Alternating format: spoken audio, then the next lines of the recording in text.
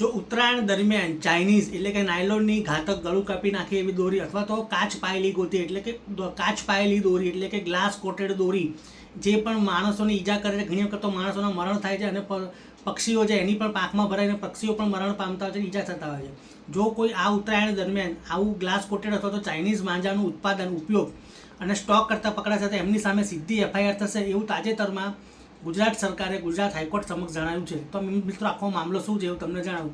મિત્રો હવે મહિના સવા મહિનાની અંદર જ હવે આપણો સૌથી મોટો તહેવાર દિવાળી આવવાનો છે. દિવાળીનો રંગારંગ ઉજવણી થવાની છે અને પછી આપણા અમદાવાદીઓને, ગુજરાતીઓને પતંગનો તહેવાર ખૂબ જ ગમે છે. 14મી જાન્યુઆરીએ ઉત્તરાયણ મનાવવામાં આવે છે, મકર સંક્રાંતિ કહેવામાં આવે છે અને પતંગ ચગાવવા લોકો ધાબા ઉપર 2 દિવસ સુધી ચડી જાય છે અને 14 જાન્યુઆરી પહેલાં પણ એના અઠવાડિયા 15 દિવસ પહેલાં પણ આકાશમાં તમને પતંગો ચગતા જોવે છે. પરંતુ છેલ્લા કેટલાય વર્ષોથી એવું જોવામાં આવે છે કે ચાઇનીઝ દોરીનો ઉપયોગ કરવામાં આવે છે કે જે ઇઝીલી તૂટતી નથી, એનાથી પેચ બહુ કપાતા હોય છે અને એનો બહુ મોટા પાયે ઉપયોગ કરવામાં આવતો હતો.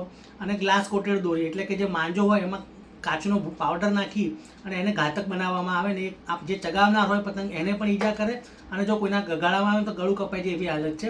એટલે ધીરે ધીરે આની સામે વિરોધનો વંટોળ ચાલુ થયો હતો અને હાઈકોર્ટમાં પિટિશન ચાલી રહી છે, એ પણ 4-5 વર્ષથી ચાલી રહી છે. એનો તાજેતરમાં સુનાવણી થતાં રાજ્ય સરકારે કીધેલું છે કે ભાઈ આ ચાઇનીઝ અને ગ્લાસ કોટેડ માંજા છે એનો ઉત્પાદન, એનો સ્ટોક કરવો, એનો ઉપયોગ કરવો, બધા ઉપર પ્રતિબંધ છે અને જે કોઈ વ્યક્તિ આ પ્રતિબંધનો ભંગ કરતો પકડાશે તો એની સામે સીધી પોલીસ ફરિયાદ એટલે કે એફઆઈઆર કરવામાં આવશે.